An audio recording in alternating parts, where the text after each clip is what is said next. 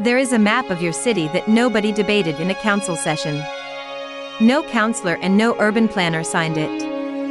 And yet it is already drawn. It sets where prices rise, which neighborhoods empty out and which buildings change hands. That map is not written by planning. It is written by money. For decades we believed the shape of the city came from a public process. It was debated, voted on, set down in a technical document. The question that holds this video together is simple. If planning rules over the land, why does the real city look more and more like an investment portfolio? To understand it, we must look at how the mechanism works, not only its effects. A fund does not buy a home to live in it. It buys it as an asset that must yield. It seeks a future rent, a higher exit price, and a low risk. When thousands of homes enter that logic, they stop being shelter and become a financial product. The geographer David Harvey called this the urbanization of capital. Land becomes the place where money looks for refuge and gain. Planning keeps drawing streets and heights. But the decision that truly orders the territory is taken in another room, with a spreadsheet in front.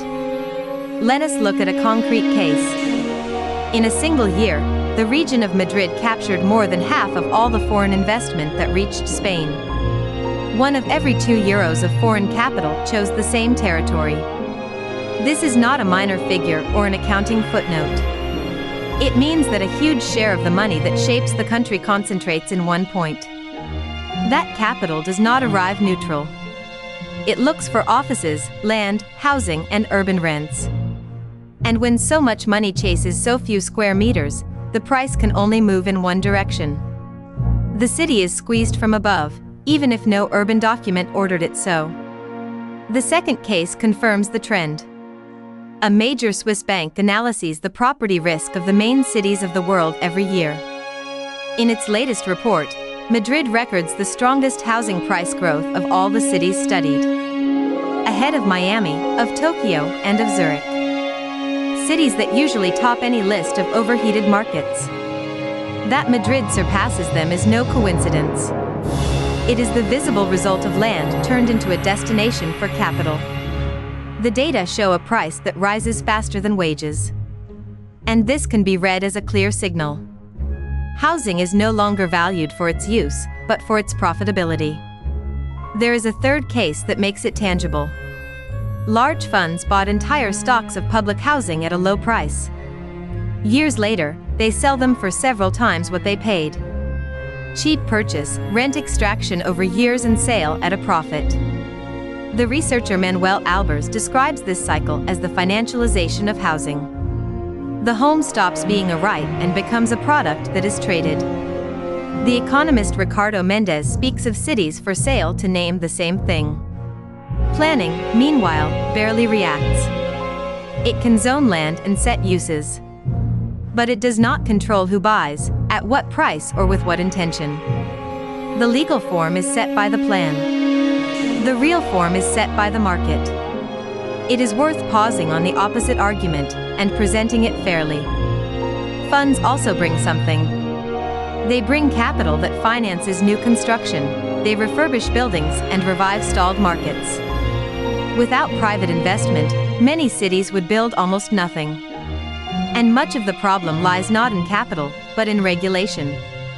Land is scarce, red tape abounds, and public housing barely exists.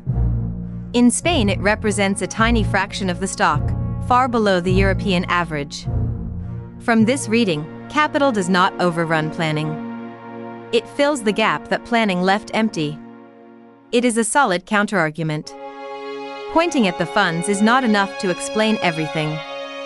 And even so, an uncomfortable idea can be held. The so-called housing problem is not a market failure. It is its intended function.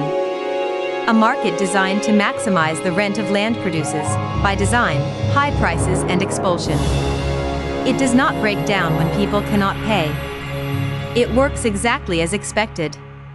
The authors of the work in defense of housing say it clearly. Housing is at once a need and an asset, and those two roles clash. When the asset wins, the need loses.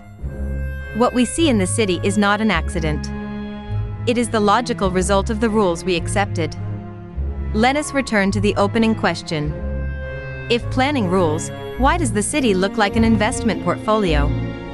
Perhaps because the map that truly matters was never voted on. It is written every day, in purchase decisions that nobody submits to public debate. The planner draws the frame. Capital fills the content. Recognizing this is not surrender. It is the first step to decide something urgent. Do we want a city ordered by its use, or a city ordered by its price? Urban form always answers a question. The only doubt is who is allowed to answer it.